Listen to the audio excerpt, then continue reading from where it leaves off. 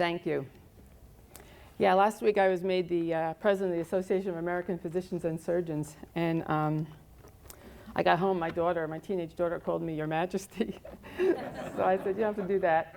And then she asked for a stimulus to help her with some of her finances. So I said, no, that's not what we do. But anyway, it's a real honor to have that position because it gives me a platform, and perhaps we can get something done in the AAPS to advance the cause of free care for the poor, given by physicians who donate their time rather than a big government bureaucracy that just wastes all the taxpayer dollars. I'm a physician, a general internist in private practice, and I see every patient as an individual, as somebody who I can look at in the eye and just take care of. They're not part of a group, they're not part of a society, they're an individual that needs care. I have electronic medical records, but they're not going anywhere, they're not getting online. And I'm going to pay a price for that, because under Obamacare, they're going to insist that all the medical records go online, or I'm going to start getting docked in what Medicare pays me. And when, in 1963, right before Medicare and Medicaid were started. Remember, Medicare is the program when you reach 65 or for disabled people. Medicaid is for the poor. Keep those straight. But they both started in 1965. In 1963, Dr. Edward Annis gave a speech in Madison Square Garden right after JFK made an appeal to thousands of senior citizens who had all been bussed in. He was trying to push for Medicare legislation. Dr. Annis warned against the starting of Medicare and Medicaid. He recognized the dangers, and it was prophetic. He said, "This bill will put the government smack into your hospitals, defining services, setting standards, establishing committees, calling for reports, deciding who gets in and who gets out, what they get and what they don't, even getting into the teaching of medicine, all the time imposing a federally administered federal budget on our houses of mercy and healing." Well, Medicare was not instituted at that time, largely because of Dr. Edward Annis. It was the largest audience ever to watch an address on television. But then the assassination occurred, Lyndon Johnson came in, and in honor of the martyred president, it passed, and we got Medicare and Medicaid. But all the predictions of Dr. Edward Annis have come true. The march toward the complete socialization of medicine has continued. There's been massive overruns, cost overruns, and it has cost wildly more than they ever expected, which is not a surprise. Well, a lot is at stake. If Obamacare isn't ruled unconstitutional, in a few years, the government is going to try to dictate everything I do, and it won't be good for patients. I tell you, I won't put my medical records online, and I will probably have the iron fist of the government come upon me, but let's pray that this doesn't happen. Let's pray that it is ruled unconstitutional, or that the legislature just repeals it. Well, why should I, as a professional with a valuable education and experience, become subject to, in the words of Ayn Rand, men whose sole qualification to rule me was their capacity to spout the fraudulent generalizations that got them elected to the privilege of enforcing their wishes at the point of a gun? I will not let them dictate the purpose for which my years of study have been spent, or the conditions of my work, or my choice of patients, or the amount of my reward. I may not believe in the government guidelines. They're going to have guidelines that if a patient has a certain diagnosis, you first treat with this, and then you give the next medicine, the next one if it doesn't work. And if you skip it or you don't do it, especially when they're looking at our medical records online, they'll know what we're doing. And we could be sanctioned. And there's fines associated with Obamacare. And every patient is different. I treat each patient different. I don't have algorithms that I follow slavishly. Instead, I do the best thing for the individual patient. Well, how do we get there? Medicare was designed for all over 65, Medicaid for the poor. But the ultimate goal was for the taxpayers to demand that they all be involved in it as well, and then we would have had universal coverage, which was really what they wanted. But the people disagreed. In the mid-90s, the AAPS successfully stopped. When Hillary Clinton tried to socialize medicine in Clinton Care, or Hillary Care, or whatever we called it. But the progressives didn't give up. Government cannot provide health care.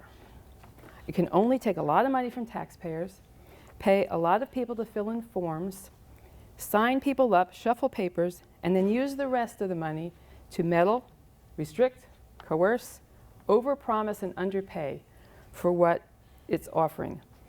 Doctors holler for higher services, higher fees, but the taxpayers are tapped out. Does the government provide medical care? No. Doctors provide the medical care. And the best way to fund health care is for the people to pay for their own. I like to use the analogy of Jiffy Lube. If you can take your car to Jiffy Lube, you go in there, you get the service, give them your credit card, and you take care of it. No insurance, no third party. And most of what we do for patients could be taken care of that way. If people can afford to take their car to Jiffy Lube, they could come to see me without any insurance. And if they have something further that they need, I'll send them to somebody that I would send my family to. And then, perhaps then they need insurance. If something big happens, say they break a leg, or say that abdominal pain turns into appendicitis, they need to go into the hospital. That's what we need insurance for. But the purpose of insurance is to protect us from the bigger medical events that might eat into our assets. That's why we buy insurance. And why run a $120 mammogram through an insurance company and make it cost 20% more? It just really doesn't make sense. So we need to be able to buy the policy we want, with the coverage we want, with the deductible we want, from the state we want. That would be the way to get the least expensive medical insurance. So you might ask two questions. Is the provision of medical care the proper role of government? And secondly, if the government is going to facilitate health care for the poor, what's the best way to do it? So what about the poor? Now, they obviously don't have enough money to pay for medical care or insurance, so shouldn't the government step in there? Well, let me tell you about Medicaid. I've been studying it closely, and it's a huge waste of money. New Jersey is the state that I am associated with, so I've studied it, and I could do this for any state, but we spend $10.7 billion on Medicaid in New Jersey. Our whole state budget is $28 billion. Think about it. Now, they'll say, well, if you look on the bottom there, $5.4 billion is coming from New Jersey, the state, and then $5.3 billion is coming from the federal government. And so that sounds like, well, it's half and half, but wait a second, it's the same taxpayers. It doesn't make sense for us to divide that up. $10.7 billion we're spending on Medicaid for the poor. Half of that goes to the elder care, half goes to acute care. But then when you come down, you find out where all the places where it goes. About $2.8 billion is going to Medicaid managed care and the federally qualified health centers. That means that if 20% is administrative, $500 million is paying administrators of Medicaid, while $90 million goes to physicians. It's a phenomenal injustice. And so the patients can't find a doctor to take Medicaid often because the payments are so low. Doctors are feeling the pressure because they end up taking care of the poor anyway, and the taxpayers are being fleeced. It's way too expensive, and people can't find it. So the government has come up with two bad solutions. Medicaid HMOs. They're designed to shift the risk from the states to insurance companies. And governors like Medicaid HMOs because it's a fixed amount of money. They have a certain amount of poor people. They give the HMOs money and can forget about it. But it doesn't work out well because under Obamacare, everybody's going to have insurance, right? People who can't afford it are going to have to be in some kind of program. So that means you're going to take a healthy family of 4 and give them a Medicaid HMO, and you're going to take $20,000, shift it over to a managed care company for people who are healthy, and the chances are they're not going to need a lot of health care that year. It's a waste of money. The second thing that the states have done was set up federally qualified health centers, and this was because they wanted to keep people from yelling that they couldn't find doctors. So they set up these big federally qualified health centers, and they pay hefty salaries. They get money they get $600,000 from the federal government to start up, and then they get federal dollars. They get state grants, they get enhanced Medicaid payments, whatever that means. They get free malpractice coverage by the federal government. They charge the patients on a sliding scale. They take insurance. They get money from all over the place. How do they spend it? They pay a lot of nice salaries. They get hefty expense accounts. In effect, they're competing with the private physicians who are paying the taxes to fund these clinics, and it costs $140 to $160 per patient visit. Politicians give them the money, and one near us just got an extra $1 million. They said they were running out of money, and the politicians don't want to look like they're callous toward the poor, so they give it. Well, is there a better way? And I will say yes, there absolutely is a better way. When Hurricane Floyd came through central New Jersey in 1999, a little building on the edge of our church's property was under 14 feet of water. My husband John Eck and I, a physician, approached the leadership and allowed us to make it into a clinic.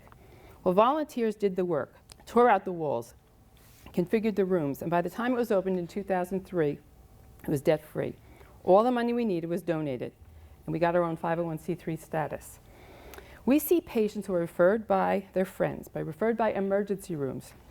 They're referred by the nurses in the hospital who discharge a patient who have no doctor on the outside. Referred by hospitalists who have no private practice. I've seen their pre-printed referral sheets. They're referred by local pharmacies, referred by social service agencies, referred by parole officers as the patients are released from prison, referred by judges in family court, referred by the local food bank. We have a support staff that is extraordinary. Volunteering social workers and psychologists. We have a seminary student, medical students. Patients need more than medical care. They need to get connected with people that care. And at the Zarephath Health Center, they do. All the physicians and nurses volunteer. The federal government gives us medical malpractice coverage under the Federal Tort Claims Act. We see 300 to 400 patients a month and are only open 12 hours a week. After 7 years, it was clear that the building was too small. And so the patients would line up an hour before we would open. There wasn't enough room to do the other things that we wanted to do in the clinic. So another building was identified, and work began in January of 2011 to fix it up. It's 5 times bigger, 5,000 square feet. Modular building set up after Hurricane Floyd to serve as a classroom for a K-12 school. The school had closed down. The building was being used by a different group. But the parent organization decided that the Zarephath Health Center could make better use of it. It was located across from its mirror image building where donated clothes and food are handed out. An architect drew up the plans whereby we could keep as many walls as possible, keep the cost way down. He found a local plumber, a local electrician who did the work for their cost, donating their own services for free. Even the building inspector chipped in, and he said his company would paint the walls, the first coat of the walls. He liked the idea of what we were doing. We see patients who've been released from psychiatric hospitals.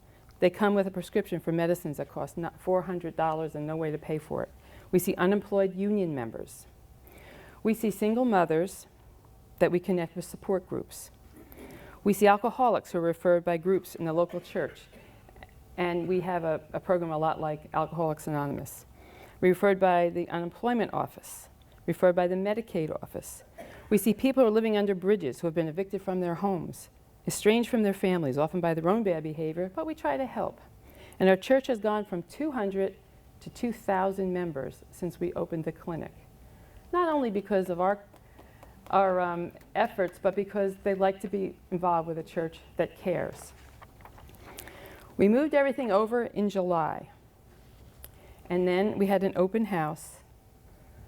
Here's a big room that we use for teaching. We'll use it for teaching classes. But we moved it in July. We had an open house on August 20th to the 21st.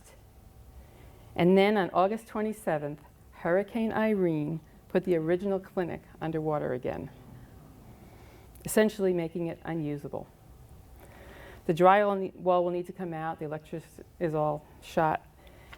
Everything needs to be replaced. The neighborhood town had 1,000 of 3,000 homes underwater. So we became a focal point for emergency services. Only ours was the building that was left in Zarephath that was still intact. It didn't take on any water. The next week, a large trailer truck brought donated medicines, including insulin meters and test strips to help with the recovery of the people in the towns. But most of all, we distribute the culture of caring, where people can feel they belong. and many former patients are now volunteers at the clinic. What have we learned in 8 years? We've learned that private charity is the best, least costly, most personal way to deliver care. I took a look at the Form 990 of the local clinic. The first column is a federally qualified health center, and their total budget is over $14 million. And when you look at a Form 990, it's online, you can look at any 501c3 charity. Well, they have generous salaries and benefits. Their travel budget is $113,000, their consultants $700,000. They paid provision for bad debts, $650,000. It's a free clinic. How could they have bad debts?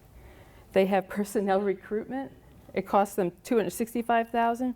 And as I said, the cost to provide care, $140 to $280 per patient visit. Most of the money comes from taxpayers. Okay, on our side, the Zarephath Health Center, and our budget there was $53,000 that year. Very clean charity. It's real charity. And the cost to provide care, $13 per patient visit, with no money coming from taxpayers. So, here's the solution. Medicaid doesn't pay anything near to the cost for this physician to provide care. We've had difficulty finding physicians. That's why we're only open 12 hours a week. Physicians are small businessmen, and they're really being squeezed. They're being strapped by the programs out there. They're constantly lowering the amount that they pay.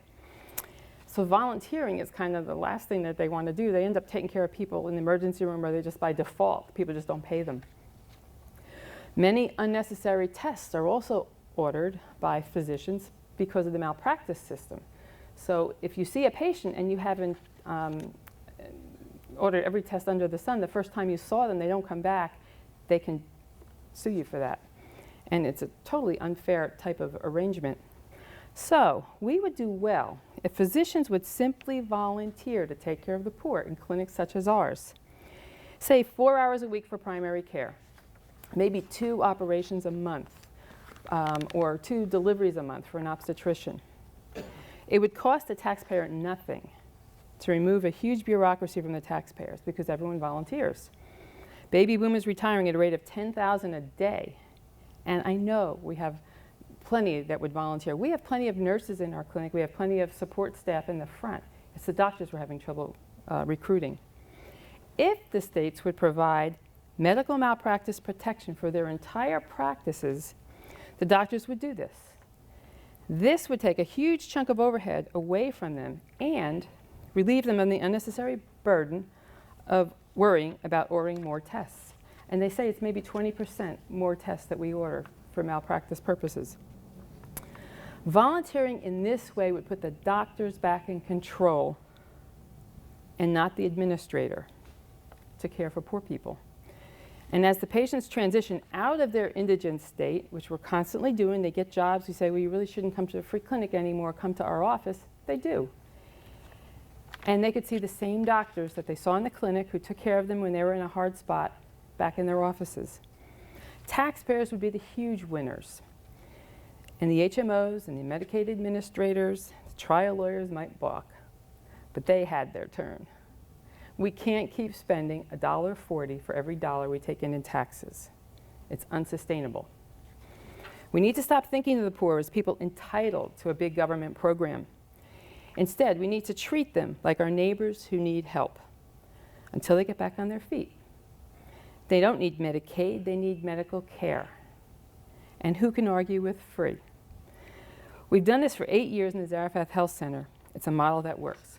So where do we stand in New Jersey? We've begun to promote what we call the Volunteer Physicians Protection Act, or the Zarephath Plan. We've gathered a group of very motivated, intelligent people who have thought through all the issues.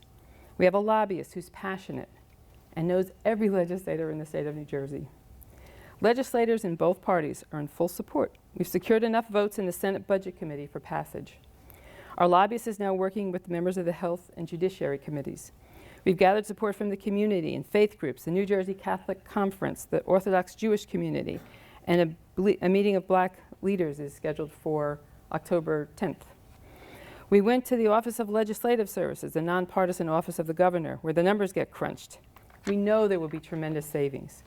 We met with the Medical Society of New Jersey, the one that's affiliated with the AMA. They endorsed our plan unanimously. We went to several Tea Party gatherings, got overwhelming support. And because of one of those, I got invited to come here. They're signing on to the njaaps.org website. We've met with the governor's chief of staff, and our lobbyist has met with the governor's closest legislative advisor. He sees no problem getting the governor's full support. I spoke to a group of about 40 medical students. They're so excited. They're terrified about what's happening to the medical profession. They haven't even become doctors yet. I spoke at a Constitution Day seminar on Obamacare. The crowd heard everything that's bad about Obamacare. It was a really, really depressing type of conference. And then I spoke, and they jumped up and applauded. They were so excited. One Pennsylvania state legislator understood right away. When I get back, arrangements are being made for the president of the Medical Society of New Jersey and I to meet with the New Jersey Senate president, who's a Democrat. And a Democratic senator from South Jersey, a dentist, is in full agreement. The plan is to file legislation right after the November election and push for passage in early 2012. And then we'll move it to New York. We're optimistic. We've reached a perfect storm in our economy. Something has to be done, and we believe that this would be a tremendous step in the right direction. Let's take back medicine. Let's revive primary care and cash practices, clearly the most cost-effective way to care for patients. Let's put patients back in control of their own health. Put physicians as their trusted advisors and the facilitators of the best medical care possible. Let's revive the economy, take Medicaid system off the backs of the taxpayers. And that's how we will make it easier for companies to hire, smaller government, more jobs, more prosperity. There's a lot more, the details going on, like as hospitalizations, we have those all thought out. So it's really a plan that would work. But we can do this. And as Ronald Reagan used to say, it'll be morning again in America. Thanks.